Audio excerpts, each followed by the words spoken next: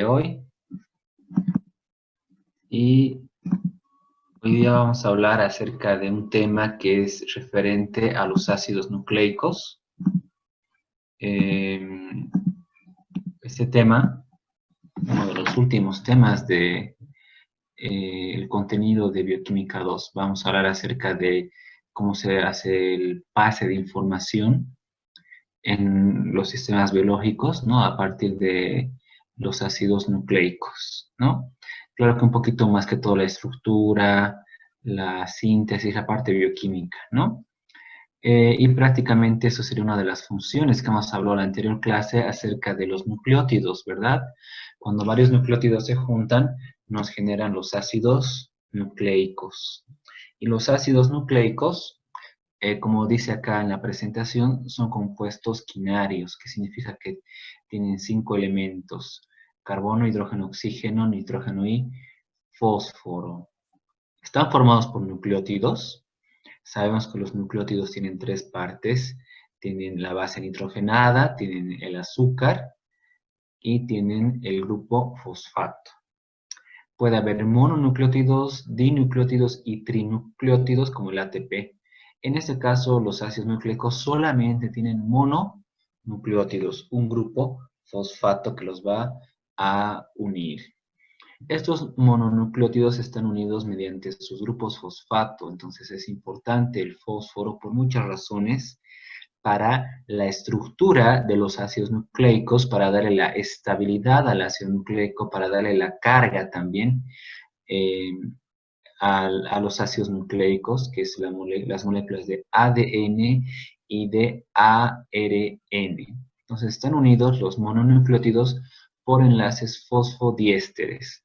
La función general que tienen los ácidos nucleicos es muy conocida: almacenan y transcriben la información genética dentro del ácido nucleico. En la secuencia de los mononucleótidos está almacenado el código genético para transcribir todas las proteínas que como seres humanos necesitamos para poder vivir. La falla en cualquiera de estos pasos para poder sintetizar proteínas nos van a dar una enfermedad genética, ¿no? La deficiencia de un gen que no está presente no va a poder sintetizar una proteína. Entonces no va a haber en el cuerpo una enzima, una hormona, una molécula que transporta, una molécula de defensa, diferentes enfermedades que tienen una base genética. Bueno, hemos dicho que son dos: el ácido desoxirribonucleico y el ácido ribonucleico, el ADN y el ARN. El ADN, para mencionarlo, son dos hebras que están unidas, dos cadenas que se van a unir, y estas son complementarias, respetando la ley de Chargaff de bases complementarias. Aquí tenemos en la imagen precisamente esa regla. Si se acuerdan, tenemos a las bases nitrogenadas purínicas, como acá la adenina y la guanina, y las pirimidínicas, que tenemos a la timina, a la citosina y al uracilo. Entonces, el hecho de que nos diga que el ADN presenta bases complementarias significa de que siempre se van a unir una base purínica con una base pirimidínica. La adenina, que es una purina, siempre se va a unir con la timina, que es una pirimidina. La guanina siempre se va a unir con la citosina. Entonces, eso significa que son bases complementarias. La adenina genera dos puentes de hidrógeno, como vemos acá en la imagen, para unirse con la timina. En cambio, la guanina es más fuerte la unión con la citosina porque genera 3 puentes de hidrógeno. Eso como una pequeña introducción. También, esto es hablando del ADN, ¿no? Que tiene bases complementarias. El ARN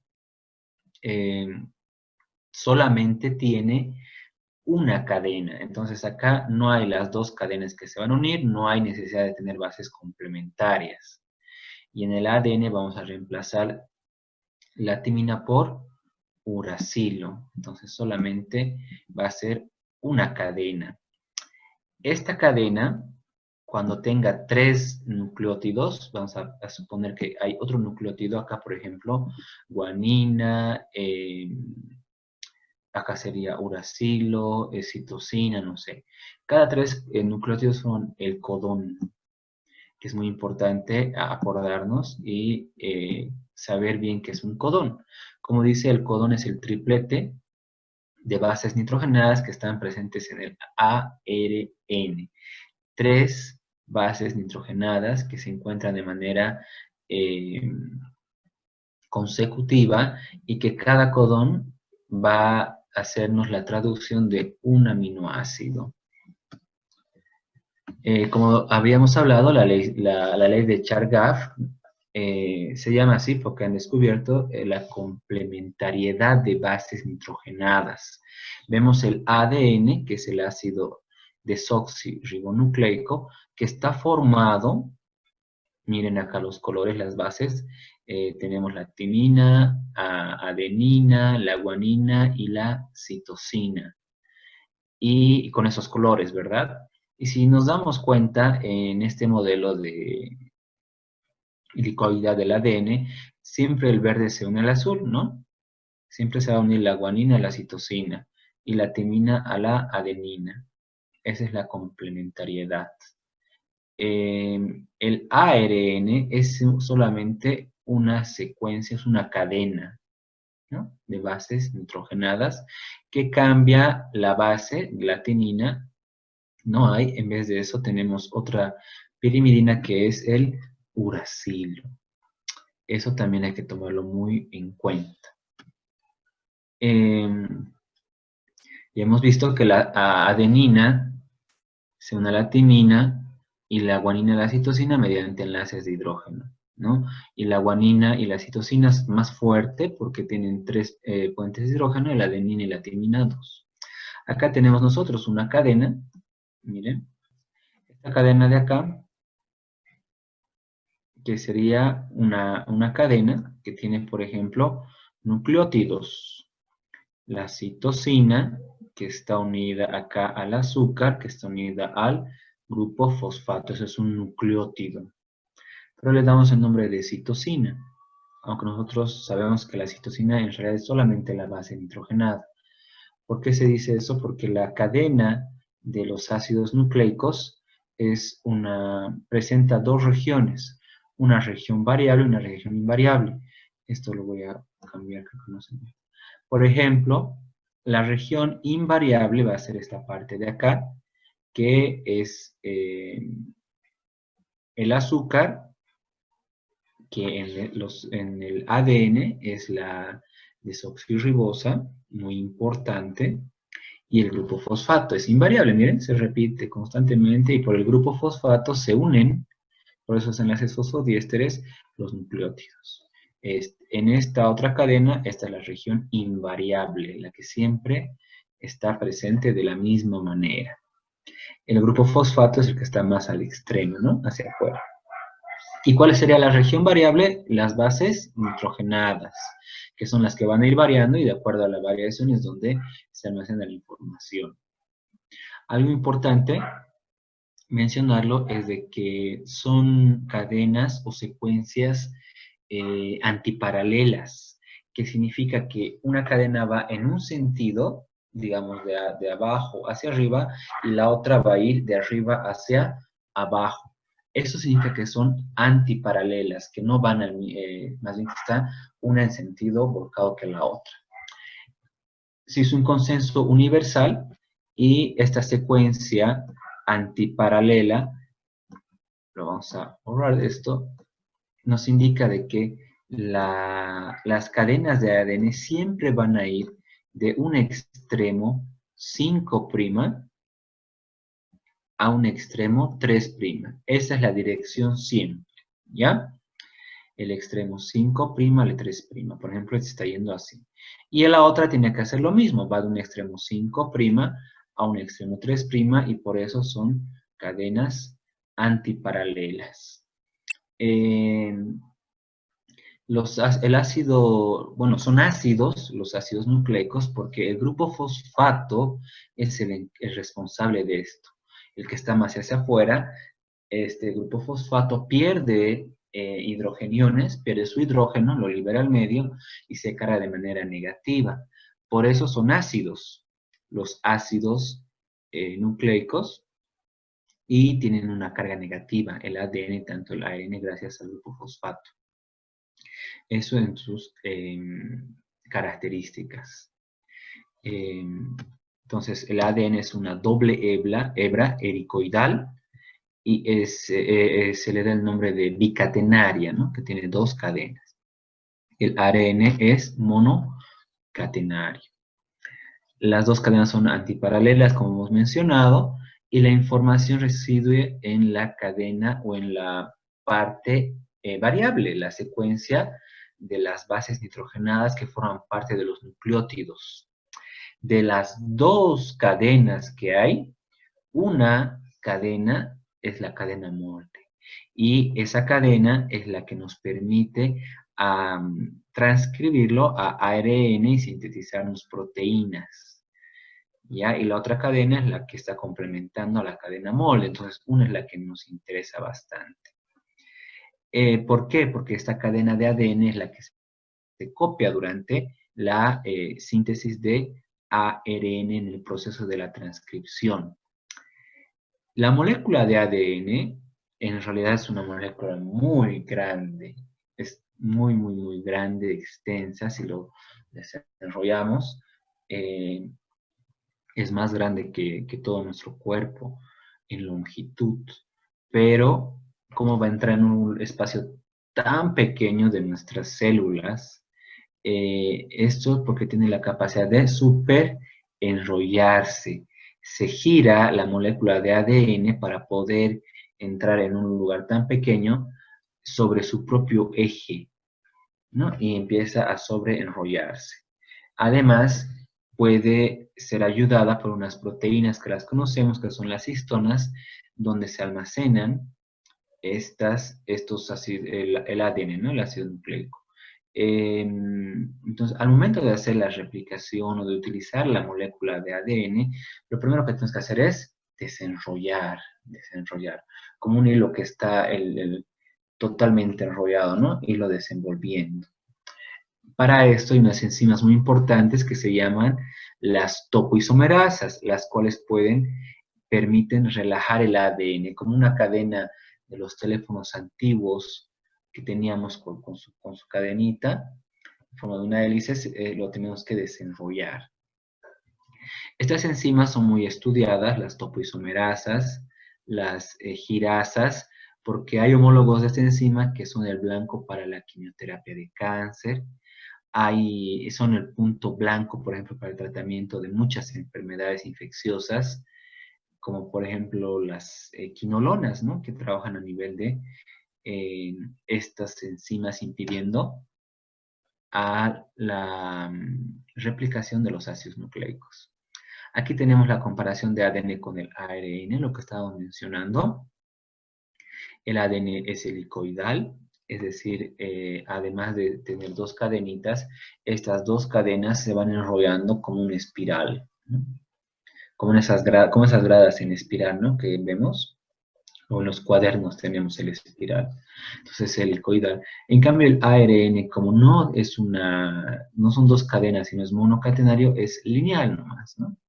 El ADN es bicatenario, ya hemos mencionado, y las cadenas que tiene el ADN son cadenas antiparalelas, que van en extremos siempre de 5' a 3'. El ADN, sus cadenas son complementarias. Respetando las leyes de Chargaff, siempre se une la purina a una pirimidina. En el ARN no hay esta característica de complementariedad porque es monocatenario. Sin embargo, el ARN, no existe un solo tipo de ARN, sino que hay varios tipos de ARN, los más conocidos y los que los vamos a mencionar, el ARN mensajero, el ARN de transferencia y el ARN ribosomal. Entonces, antes de explicar los pasos para la síntesis de las proteínas a partir de un gen, tenemos que tener claro cuál es la función de cada uno de estos. Y aquí nos explica en este cuadrito la función de estos. El ARN mensajero es el que copia, como dice su nombre mensajero, copia la información del ADN y lo lleva hacia los ribosomas para que ahí se sintetice las proteínas. Entonces, por eso es mensajero. Sale del núcleo y va a retículo endoplásmico rugoso, donde se encuentran los ribosomas. En los ribosomas está el ARN ribosomal, ¿no? Sabemos que el ribosoma tiene dos unidades, la 60S y la 40S, y este ARN ribosomal recibe al ARN mensajero. Y también tenemos el ARN de transferencia, que es este de acá, que muchos lo explican en los libros como un trébol, dice. Y el ARN de transferencia, como su nombre indica, de transferencia, va a unirse a los aminoácidos respectivos para ir formando el polipéptido, gracias a que el ARN mensajero va a permitir dictarle qué aminoácidos tiene que unirse, como vamos a ver a continuación. El dogma central de la biología molecular, ¿ya? Bueno, ¿cuál es el dogma de la biología molecular?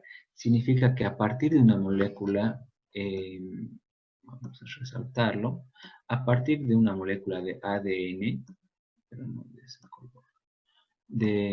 ADN, nosotros vamos a crear una molécula de ARN y a partir de esto vamos a crear las proteínas. Ese es el dogma central de la biología molecular. A partir de ADN, mediante la transcripción creamos ARN y el ARN nos permite mediante la traducción la síntesis de proteínas mediante la unión de aminoácidos. Esos son los tres elementos fundamentales para el paso de la información genética, de estos sistemas informacionales en sistemas biológicos que sería en nuestro cuerpo. Algo que hay que tenerlo sumamente claro, que no es que el ADN se convierte en ARN y el ARN se convierte en proteínas o en aminoácidos, ¿no? Siempre hay esa confusión. Y yo les quiero hacer una analogía que la he aprendido cuando estaba haciendo la especialidad y en la materia de biología molecular. Hasta el día de hoy ha quedado y espero que queden ustedes, ¿no? Entonces, el ADN se lo asemeja a un libro de recetas, un libro donde yo tengo diferentes recetas para hacer, ¿no? Y de acá del aire de mi libro grande de recetas, saco una hoja porque yo voy a querer hacer, no sé, una torta, ¿no? Eso sería el ARN, donde me va a dar todas las indicaciones para hacer la torta y yo, de acuerdo a eso, pongo en la cocina, ¿no? Voy poniendo los ingredientes para la torta y al final sale la torta que sería la proteína. De esa manera, no es que yo agarro mi libro de recetas y lo pongo a la cocina y esto sale la proteína, ¿verdad? Entonces, eso quiero que entendamos, que a partir del ADN, yo saco un pedazo de este ADN y sintetizo ARN. Y este ARN me sirve para poder sintetizar proteínas, pero no es que el ADN se convierte en ARN o en proteína, ¿no? Y lo vamos a entender más adelante mucho mejor. Es muy importante entender que el ADN presenta con una diferencia, hemos visto varias, pero una que no he nombrado es de que el ADN presenta como azúcar la desoxirribosa y el ARN presenta la ribosa. Miren, acá tenemos la cadena de ADN, que son bases complementarias, ¿no? Miren, citosina, guanina, adenina, timina, guanina, citosina. La secuencia de estos nucleótidos, ahí está almacenada toda nuestra información genética. El ARN es este de acá, que solamente tiene una secuencia lineal monocatenaria. Citosina, adenina, guanina, uracilo, qué sé yo. ¿No? Que están unidos estas bases nitrogenadas a los grupos a los azúcares. Estos azúcares están unidos a los grupos fosfato. Acá, por ejemplo, la guanina está unida a este azúcar, que sería la desoxirribosa, ¿verdad? La desoxirribosa. Acá la timina igual está unida al azúcar, que sería la desoxirribosa. Hemos dicho que esta parte de acá es la parte invariable del ácido nucleico. Y en el ARN está también. Lo variable es lo que va a ir cambiando solamente las bases nitrogenadas. Algo importante, pero que hay que mencionarlo, la diferencia del azúcar es muy importante. Acá nosotros tenemos a la desoxirribosa. Y en el ARN, con diferente, vamos a verlo, acá tenemos a la ribosa, ¿no? Lo único que cambia, si nos acordamos, es de que la desoxirribosa pierde oxígeno, por eso es desoxi, ¿no? Se desoxigena. Acá tenemos el grupo hidroxilo en el carbono 2 de la ribosa y se pierde. Miren, el grupo hidroxilo está en todas las ribosas, pero del ARN en las desoxirribosas ya no lo tenemos. En este caso estaría aquí, ¿no ven? En este otro caso, haciendo la misma imagen. Entonces, se ha perdido el oxígeno del grupo hidroxilo, del alcohol, y nos ha quedado solo el hidrógeno. Ese pequeño cambio es muy importante al momento de dar una estabilidad.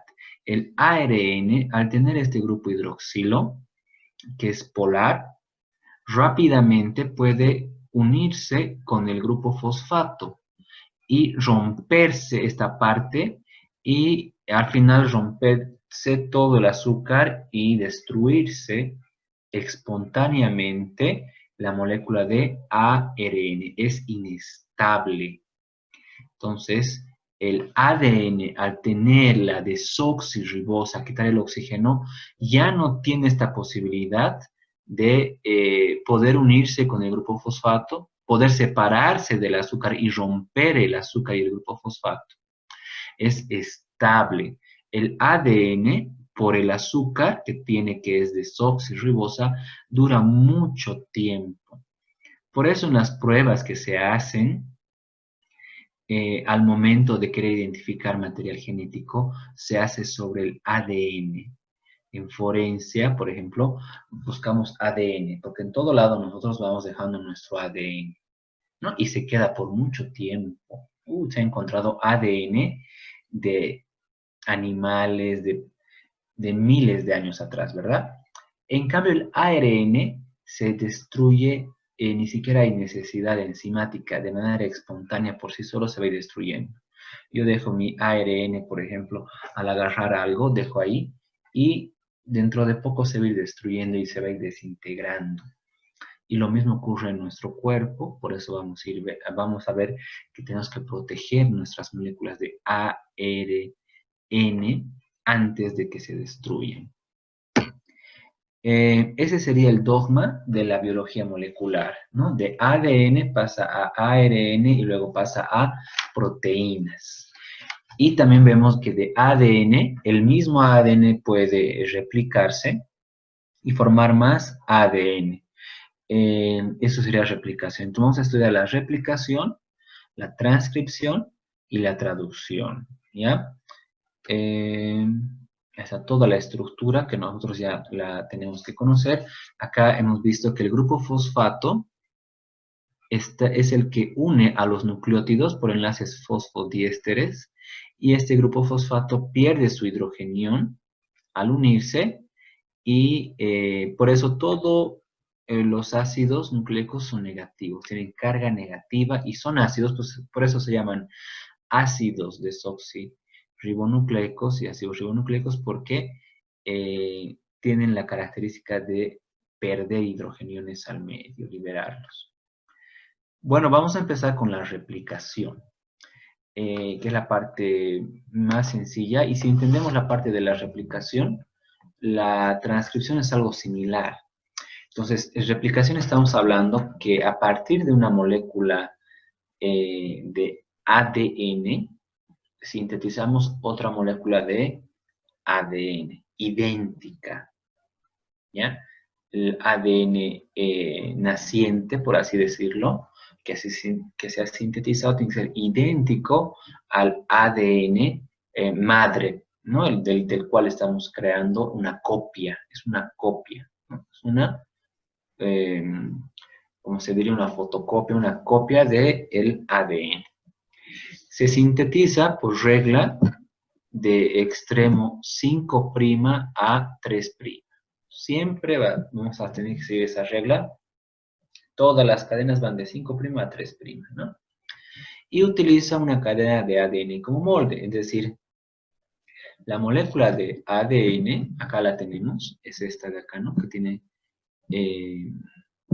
las dos hebras. Entonces, una es un extremo 5' a 3' y la otra va de 3' a 5', ¿verdad? Entonces, utilizamos las dos hebras para hacer la replicación. ¿Qué quiere decir? Que de estas dos va a salir dos hebras copias nuevas, ¿verdad? Entonces, es una replicación bidireccional. Esta parte de acá que se ha abierto de las dos hebras, ¿no? Aquí tenemos una que se ha abierto y la de aquí abajo que se ha abierto por una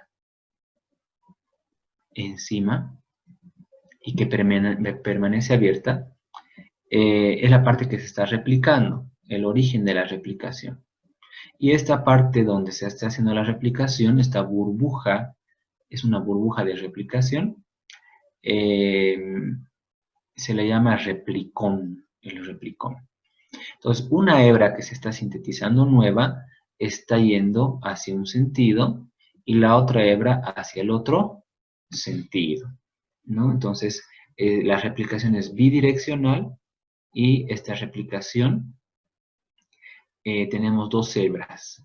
Y a estas dos hebras, a una se le llama la cadena retrasada y a otra se le llama la cadena adelantada.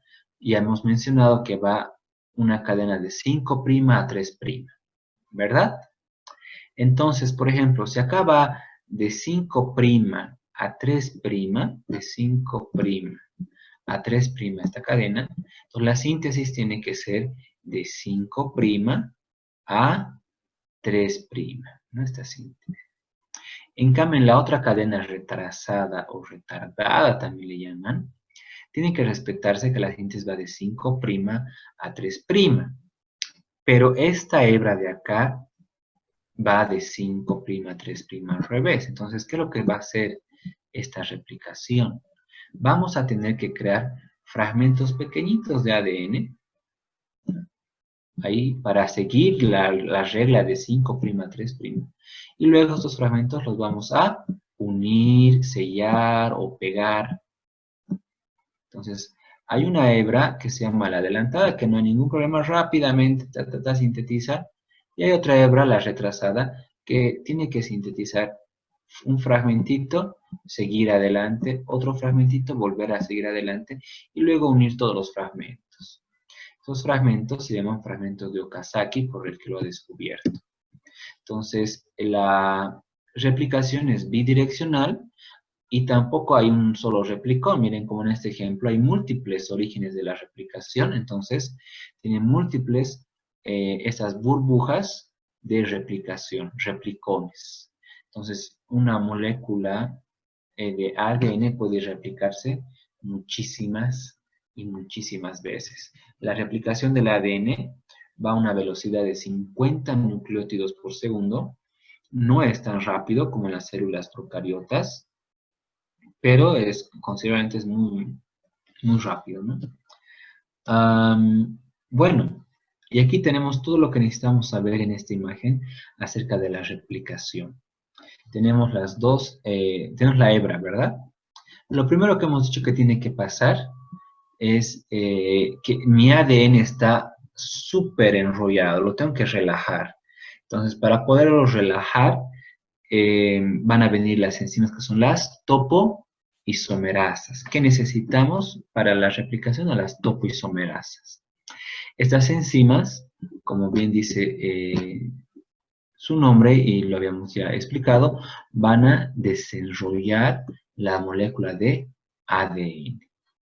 Y luego de desenrollarlo, ya la vamos a tener así, las dos hebras las tenemos que separar.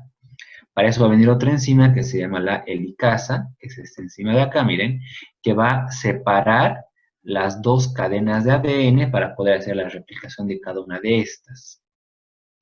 Luego de separarlas, se van a unir unas proteínas con las iniciales en inglés que se llaman proteínas SSB, que son proteínas de unión a cadena sencilla o a cadena simple. Miren que son estas de acá que se van a ir uniendo para evitar que estas cadenas separadas se vuelvan a unir, porque se vuelven a unir rápidamente, ¿no? Por la afinidad que va a tener de bases complementarias y los puentes de hidrógeno que van a tener esa atracción.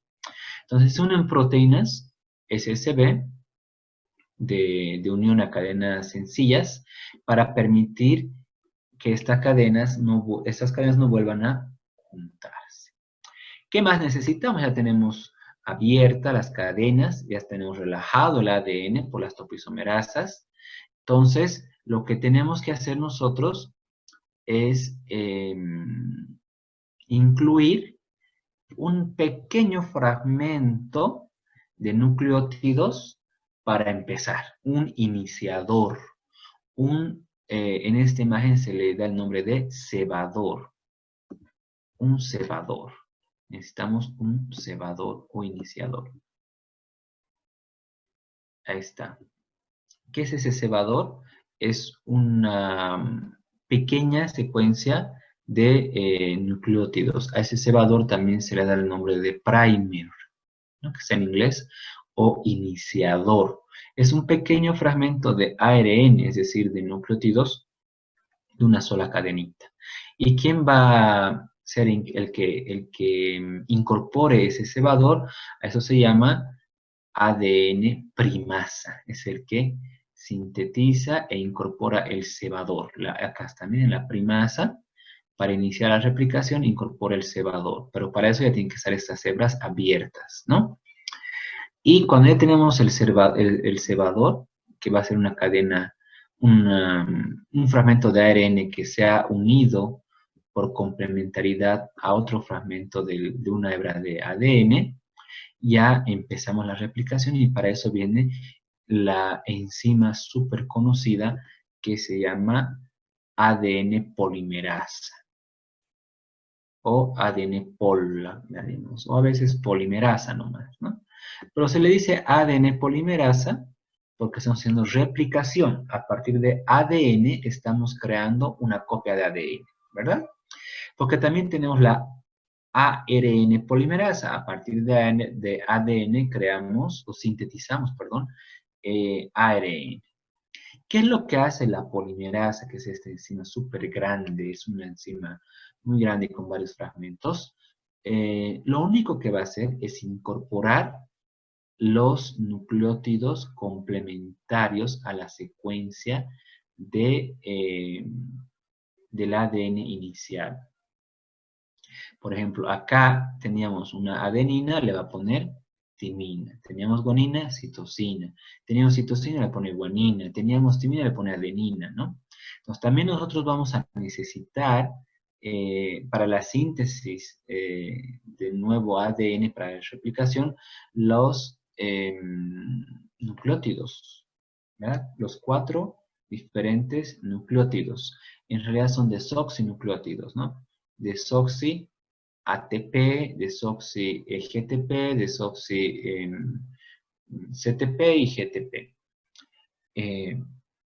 Estos nucleótidos están en forma de trifosfato porque al momento de unirlos los vamos a convertir en monofosfato.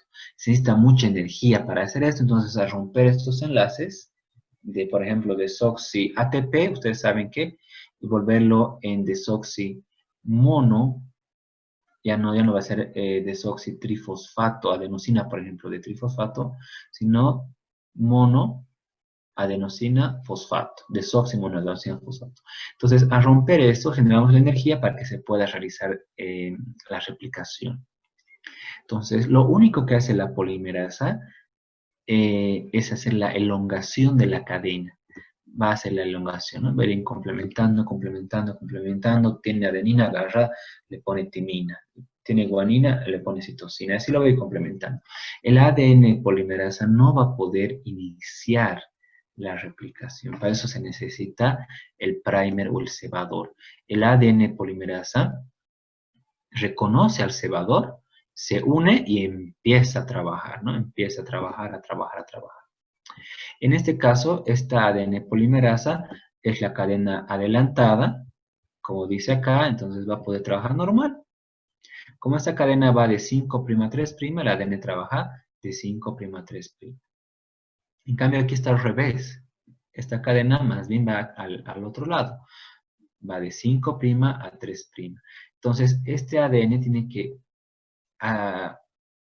crear acá una pequeña, por ejemplo, un fragmento de ADN va a sintetizar, se va a tener que recorrer otra vez por allá, sintetiza, se recorre.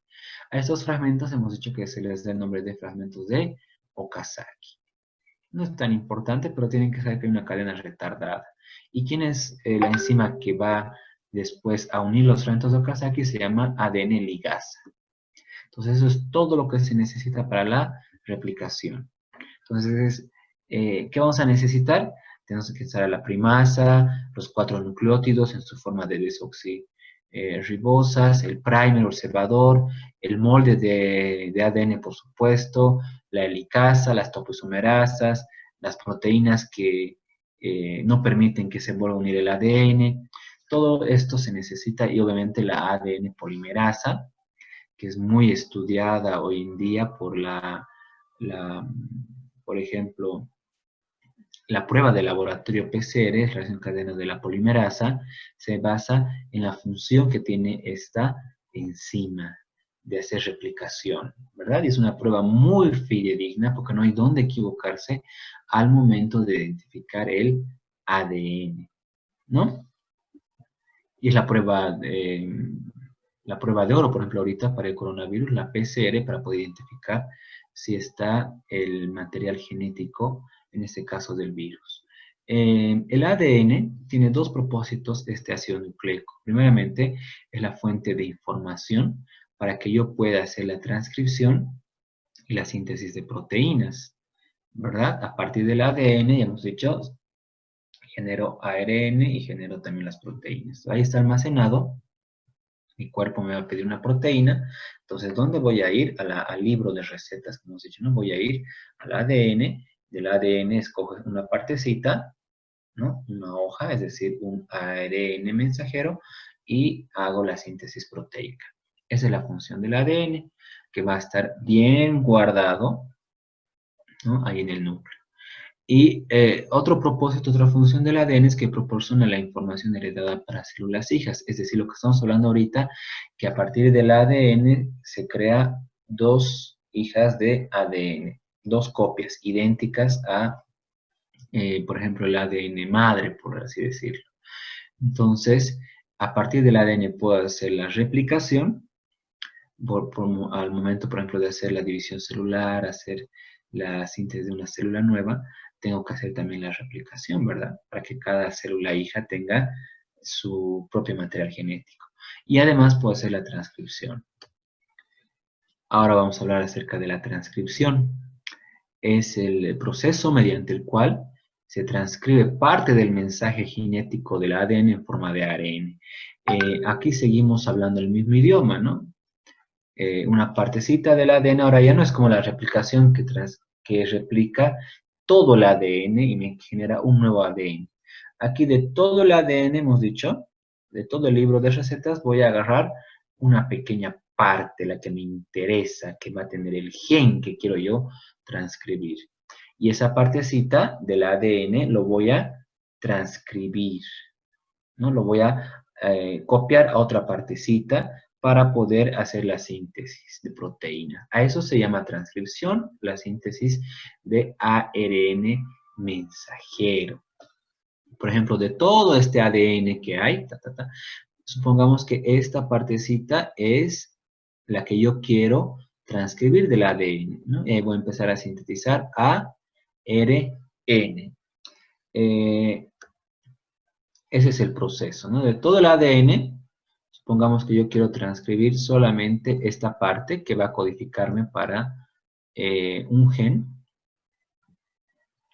Una de las hebras es la hebra molde, una es la que me sirve, ¿no? Que sería en este ejemplo, en este caso sería esta, la hebra molde. Esta otra es otra manera de poder guardar, es realmente muy escondido, muy encriptado, muy codificado en nuestro material genético, ¿no? Entonces, de una de estas, voy a empezar a hacer la transcripción, la síntesis de ARN con sus bases complementarias. Lo único que hay que tener cuidado es que, eso me olvidé decirles, pero ya lo sabemos, que el uracilo sustituye a la timina. Entonces, si acá tenemos timina, adenina. Adenina, tuve que poner timina, va a ser sustituido por el uracilo. Citosina, guanina. Y así yo voy sintetizando mi ARN. Es la parte complementaria de la hebra molde de ADN. Esa es la transcripción. Luego este ARN mensajero sale, que es este de acá, y se convierte en una, nos ayuda a sintetizar una proteína, ¿no? Sintetiza una proteína. Para que haya la síntesis de la ARN, es decir, la transcripción, tiene que haber una parte, como mi cuerpo se va a dar cuenta, el ADN, qué parte del ADN va a codificar para esa proteína. Para eso, imagínense, vamos a cambiar de color, que esta es la región que yo quiero transcribir y convertirla y sintetizarme en ARN.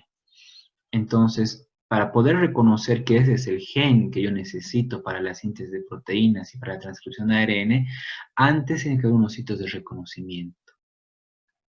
A esos sitios de reconocimiento se llama promotores porque van a ayudar a poder identificar para que la ARN polimerasa se una y empiece a hacer esta síntesis. Estos sitios de reconocimiento son palíndromos. Estos palíndromos son muy estudiados. El más conocido se le llama la caja TATA. Se le llama TATA porque tiene timina, adenina, de manera repetitiva. Son como dice acá, son secuencias conservadas. Ustedes conocen los palíndromos. Por ejemplo, aquí tengo un ejemplo que dice a ti no bonita, digamos una oración, ¿verdad? Si yo lo leo de adelante para atrás, dice a ti no bonita. Si lo leo de atrás para adelante, ¿qué dice? Dice lo mismo, a ti no bonita. Entonces, ese es un palíndromo. En este ejemplo es una frase que viéndolo de un lado o de otro se lee de igual manera. Entonces, es una secuencia de nucleótidos muy conservada que se va a tener y que sirve como sitio de reconocimiento, como les decía, la caja TATA, que tiene timina, adenina, timina, adenina, timina, adenina, timina, adenina, que es una parte muy conservada. Y ahí es donde se van a unir unos factores a este sitio de reconocimiento, diciendo, aquí es donde se tiene que iniciar la transcripción. Se unen y ahí viene la ARN, en este caso es ARN polimerasa, porque nos va a sintetizar ARN en esta horquilla de transcripción, ¿no? Y ahora solo se necesita una de las hebras de ADN. Pero no solamente voy a sintetizar ARN y ya está. Este ARN que he sintetizado todavía no es un gen, por así, específico para la síntesis de proteínas. Está inmaduro. Tenemos que todavía hacer más procesos, madurarlo. Por eso les digo que es muy encriptada esta información. Entonces, antes de pasar al siguiente paso y que el ARN que se ha sintetizado, que es el ARN mensajero, salga y vaya al ribosoma, tiene que madurar, tiene que sufrir una maduración. Y hay 3 pasos para la maduración. Y los tenemos acá, que es el agregado del casquete, la poliadenilación y el corte y el empalme, el splicing. Entonces, esta maduración permite que el ARN mensajero salga del núcleo, llegue al retículo endoplásmico rugoso, donde se ubican los ribosomas, sin ser atacado o destruido, porque en el citosol tenemos muchas RNasas que inmediatamente lo vean al ARN, lo van a querer degradar, ¿no? Entonces tiene que llegar hasta el ribosoma sin ser degradado y para eso sufre esta maduración. El otro objetivo de la maduración es que permite que el código pueda ser traducido de manera correcta. Como no está maduro el ARN todavía, hay pequeños fragmentos del ARN que no son proteínas, entonces los tenemos que retirar, ¿no? Todo lo que no sirve todavía lo tenemos que seguir retirando y lo que sirve lo tenemos que juntar. Entonces, esos son los 2 objetivos que tiene la maduración. El primer paso hemos dicho que es el agregado del casquete. Un casquete es como una gorra, como un casco, ¿no? Una protección que uno se va a poner. Y este casquete va a ir al extremo 5', que sería la cabeza. Miren, acá tenemos mi ARN mensajero, que está con los grupos fosfato que lo está uniendo, los azúcares que la ribosa y los nucleótidos. Miren, una purina, pirimidina, purina, ta, ta, ta. Entonces, a la cabeza, que es el extremo 5', le vamos a poner el casquete, que es una una guanina metilada, perdón, que se llama metilguanosina, que es esta de acá. Entonces, le ponemos que sirve para proteger, como para proteger la cabeza, ¿no? El agregado del casquete se pone al extremo 5' para recubrirlo, y es la metilguanosina. El segundo paso es la poliadenilación. Al otro extremo 3', a la cola, voy a hacer una adenilación. ¿Qué significa eso? Voy a ir poniendo varias adeninas. Entonces, aquí tenemos el ARN mensajero inmaduro. Lo primero que vamos a hacer es incorporar el casquete a la cabeza y aquí incorporarle a la colita las adeninas, una, otra, cientos de adeninas. Y ahí lo vamos a proteger. Ese sería. Y hemos dicho, ¿por qué tenemos que protegerlo? Porque apenas apenas sale el ARN, va a ser atacado por un lado por las RNasas, ¿no? Por otro lado también. Entonces, hasta que llegue al ribosoma, aquí puede perderse varias adeninas, ¿no? Pero nunca va a llegar a atrapar al gen. ¿Por qué esa adenina? Porque así se ha decidido, podría haber sido cualquier otra base nitrogenada, pero se le pone muchísimas adeninas para proteger la cola y el casquete para la cabeza. Y el último paso es el corte y empalme, o que se llama también splicing. De todo, miren, aquí está el ADN que hemos visto, ¿no? Que hemos dicho, ¿no? Y yo digo, esta partecita va a ser el gen, ¿no? Entonces hago la transcripción y tengo mi ARN mensajero. Pero de todo mi ARN mensajero que ya lo estoy haciendo madurar, ya tiene la cola, la cabeza, no todo este sirve. Hay unas partecitas de nucleótidos, de secuencia de nucleótidos, que no codifican para el gen, todavía no está listo. Entonces lo que yo tengo que hacer es sacar estos y luego unir todo lo que ha sobrado que sí va a codificar. Entonces, las partes, ¿dónde está? En este otro. Perdón. Acá está, la maduración del ARN mensajero. Aquí tenemos el ARN inmaduro. Ya le hemos puesto la cabecita, el casquete. Voy a cambiar de color otra vez. Y ya le hemos puesto aquí la cabeza. de la metilguanosina y acá le hemos puesto la cola de adeninas. Entonces, lo último sería el splicing. Entonces, yo tengo de todo el ADN unas secuencias que codifican para las proteínas, que son genes verdaderos, y las otras que no codifican, que no tienen esa utilidad, no tienen función. Los exones son los que sí codifican y los intrones los que no codifican.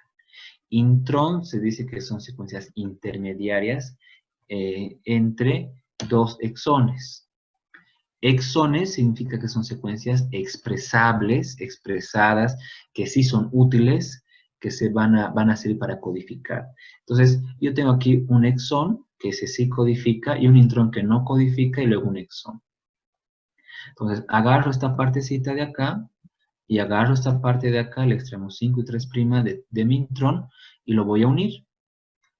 Y a esa parte que lo he unido, a todo esto que lo he unido, se llama spliceosoma. Pues se llama splicing. Y este spliceosoma lo saco, lo elimino, y luego esto se va a degradar. ¿Y qué me queda como restante? Solamente los exones, las partes expresables que sí me codifican. Y ahora esta ya es mi ARN maduro, que ya tiene la secuencia verdadera para codificar la proteína, que tiene el casquete, que tiene la colita. Entonces aquí también tenemos lo mismo, quitamos los intrones, quitamos intrones, y me queda solamente los exones, las partes expresables. Muy bien. Luego vamos a ir finalmente a la traducción. En la traducción, sería lo último de la traducción. Es el proceso mediante el cual, ahora sí tenemos que, antes estábamos diciendo que en la transcripción era el mismo idioma, ¿no? Que de ADN a ARN. Ahora es como que traducir a otro idioma, ¿no? Por eso se llama traducción. El mensaje que estaba codificado, ¿no? Encriptado en el ARN, va a tener que ser descifrado, va a tener que ser traducido, va a tener que ser revelado para sintetizar la proteína que mi cuerpo necesita. Y esa parte es muy importante. Entonces, la traducción convierte, descifra el código que va a haber, por eso se llama código genético, ¿no? Que va a haber en esa parte de ARN para poder sintetizarnos la proteína que nuestro cuerpo desea. Entonces, por eso se dice acá que el ADN almacena la información genética que va a determinar todas nuestras características fenotípicas heredables de un ser humano, porque ahí tenemos toda la información que necesitamos para poder vivir, ¿no? Y la traducción es el paso final por el cual, bueno, no es el paso final, porque luego viene se llaman modificaciones post-traduccionales, que algunas proteínas sufren después de hacer la traducción. Pero bueno, esta traducción es el paso, último paso de este dogma de la biología molecular, donde ya voy a sintetizar la proteína requerida. Hemos dicho que el codón, si nos acordamos, era un triplete de 3 bases nitrogenadas, de 3 nucleótidos, ¿verdad? Que tienen diferentes bases nitrogenadas. Por ejemplo, eso que está acá en rojito es el ARN mensajero. Ha viajado del núcleo al ribosoma, llega a nuestro ribosoma, el ARN mensajero. En el ribosoma está el ARN ribosomal y luego viene el ARN de transferencia y vamos a sintetizar los aminoácidos. Cada triplete de nucleótidos del ARN mensajero, por ejemplo acá es un codón, ¿no? Adenina, adenina, adenina es un codón y sintetiza para un aminoácido X. ¿Cómo va a pasar esto? Va a venir, primero es reconocido por el ARN ribosomal y la subunidad menor se une y luego se cierra con la subunidad mayor. Y luego viene el ARN de transferencia. El ARN de transferencia es muy importante, miren ustedes, dicen que tiene la forma de un trébol, ¿no? Lo importante del ARN de transferencia es que tiene el anticodón. Como su nombre indica, el anticodón son las bases complementarias del codón. Por ejemplo, este codón de acá es guanina, adenina, guanina. Entonces, la secuencia complementaria sería citosina, uracilo, citosina, porque estamos hablando de ARN, ¿verdad? Ese es el anticodón. Y todo esto es el ARN de transferencia. Cada ARN de transferencia es diferente y tiene diferente anticodón para codificar todos los diferentes aminoácidos. Entonces, este anticodón que es citosina, uracilo, citosina, tiene acá para unirse a un aminoácido determinado, que luego vamos a ver qué aminoácido puede ser. En este caso no sé cuál será. En este caso, por ejemplo, el codón es AUG. Y eso sí les voy a pedir que lo puedan memorizar. Es el único que sí lo quieren memorizar, este codón. Porque es el codón de iniciación. Generalmente, para iniciar la traducción, tiene que haber una señal de iniciación y ese es el codón AUG. Entonces, el anticodón que va a venir a partir del ARN de transferencia sería UAC. Este anticodón va a tener una parte para que se una un aminoácido que sería la metionina. Entonces, la metionina es el aminoácido que generalmente empieza todas las proteínas a partir de la metionina porque tiene el codón de iniciación. ¿Ya? Y de esa manera va iniciando, ¿no? Y se va elongando, ¿no? Hacemos la iniciación, tiene igual 3 pasos la traducción: iniciación, elongación y finalización.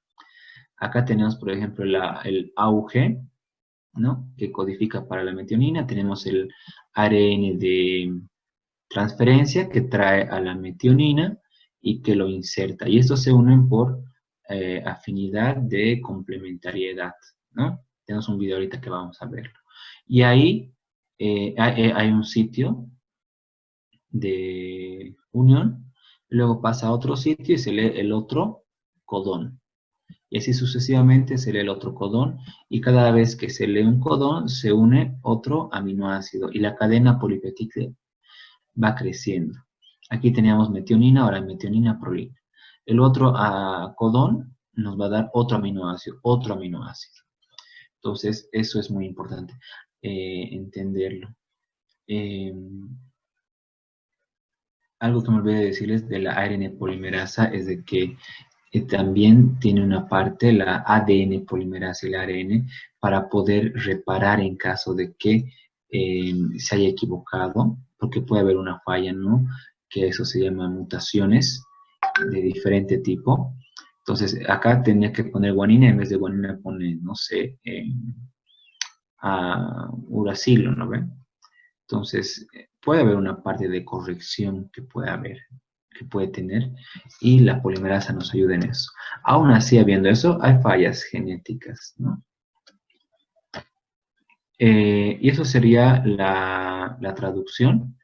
Vamos a ver que este es el código genético, pero antes vamos a mostrarles un pequeño video acerca de la traducción que resume lo que estábamos hablando. Este video está acá. Entonces, acá tenemos este video. Miren, acá tenemos la subunidad menor del ribosoma, el ARN mensajero que ha viajado, y la subunidad mayor. Entonces, el ARN mensajero es reconocido por la subunidad menor y va a venir la subunidad mayor. Acá se va a unir, hemos dicho, por complementariedad. En este caso sería un codón de iniciación. ¿Y qué aminoácido va a ser el primerito? La metionina, ¿no? Ahora, ¿cómo es que el ribosoma reconoce la parte del ARN mensajero que necesita, que se va a sintetizar? Aquí, esta parte de acá, que tampoco es muy importante, pero esta parte de acá donde se va a iniciar, previo a la iniciación de la traducción, se llama secuencia de Shine-Delgarno, ¿no? Es una parte de reconocimiento, y ahí viene el codón de iniciación, que en este caso es AUG, y ahí va a venir el ARN de transferencia con el anticodón, aquí está el anticodón, y me va a leer la metionina. Tiene 3 sitios, que es el sitio A, que es el sitio de unión, ahí se va a unir la metionina, pasa al sitio P, donde sí hay la unión del enlace peptídico, luego pasa al sitio E, que es de salida, eso es en inglés, ¿no? Exit. Y el sitio A, que es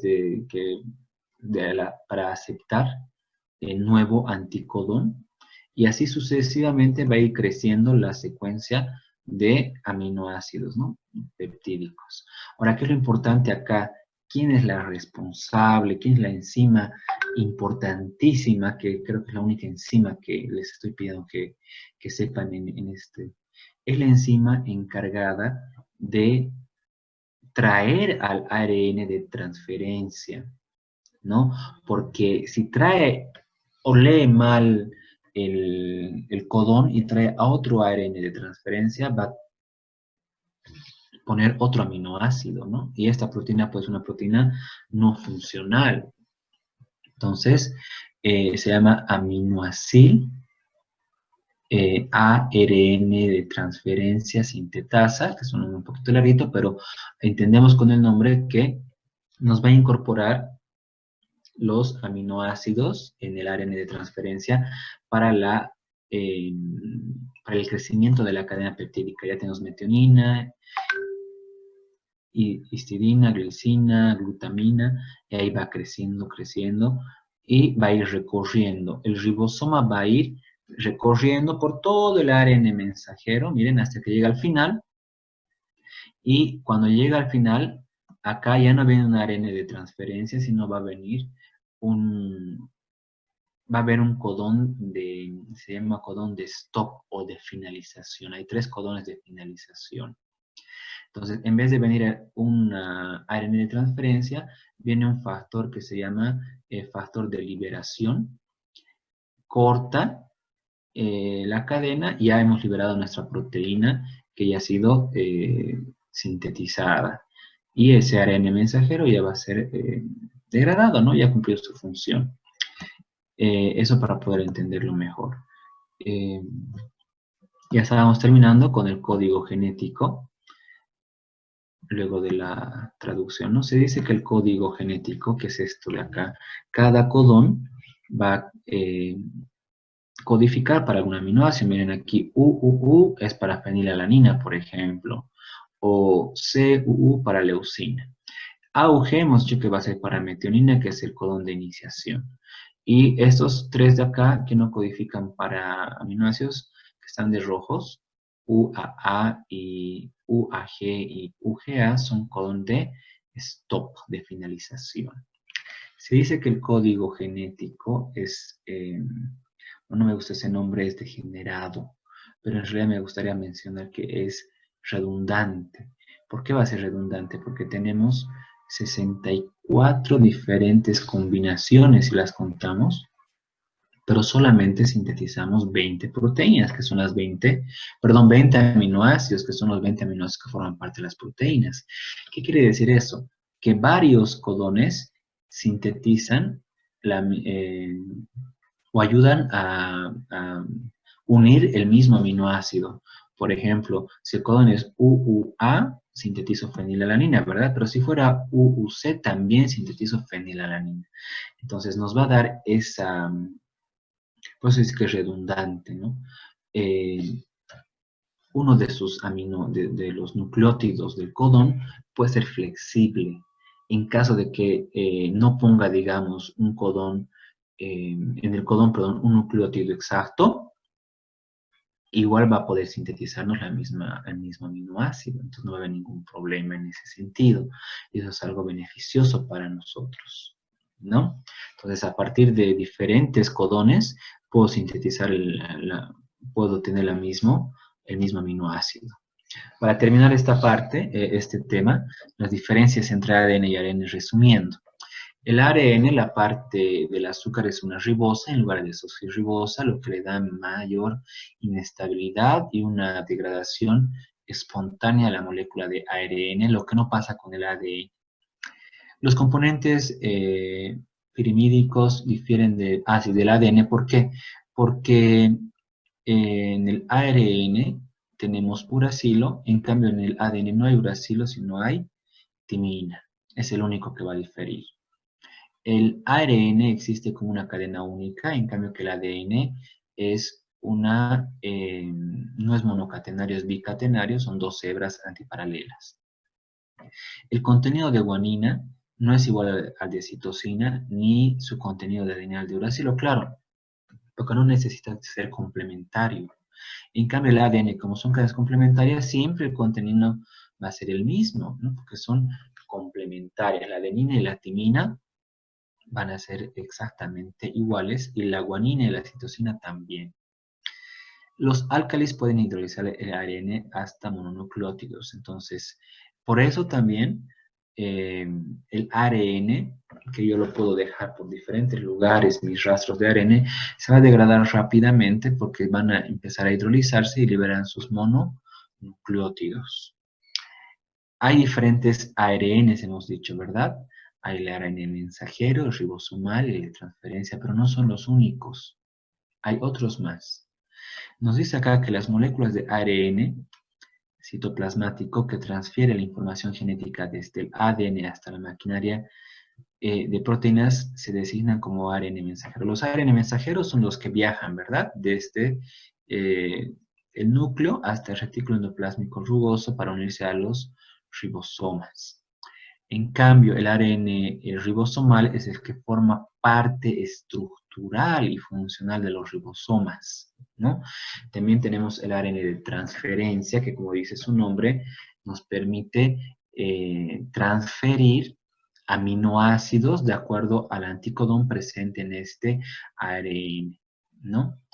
Pero también participan otros ARNs que se los está descubriendo, que por ejemplo tenemos aquí los ARNs pequeños o ARNs small, hay los ARNs microADNs y constantemente se están descubriendo diferentes ARNs que directamente no participan de la síntesis de proteínas, pero ayudan a la maduración del ARN, ayudan después a su degradación del ARN. Cada clase de ARN varía en cuanto a su abundancia, función, tamaño y estabilidad, ¿no? Hay que mencionar siempre que de todo el material genético de ADN que tenemos, solo una pequeña parte codifica para proteínas. Es muy pequeña parte, ¿no? Un 5%. El otro ADN que no codifica se lo llama ADN basura, lo han debido leer quizás. En realidad no se sabe muchas partes del ADN para qué sirven. Algunos sabemos que son secuencias conservadas, palindromos, promotores, qué sé yo, pero todavía no se sabe para qué funcionan, porque es una pequeña parte, el 5%, que sí codifica para un gen, es un gen ya que tiene todas las partes de los exones para la síntesis de proteínas. Entonces, también para que veamos qué tan cuidado está y protegido el gen en diferentes procesos que tenemos que nosotros tener para poder descifrarlo y traducirlo. Eso sería todo en cuanto a este tema de ácidos nucleicos. Es un tema no muy extenso.